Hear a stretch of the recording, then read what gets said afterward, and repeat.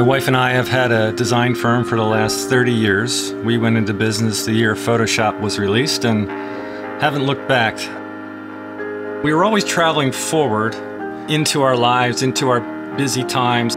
Now it's been time for us all to recede back towards home. My project is called The Path Home, and it involves all the things I had done, achievements and family and life's meaning, really.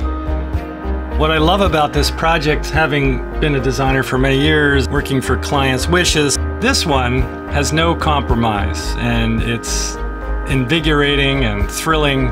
It's this sort of inward journey now, and reflection, and sort of a fresh start.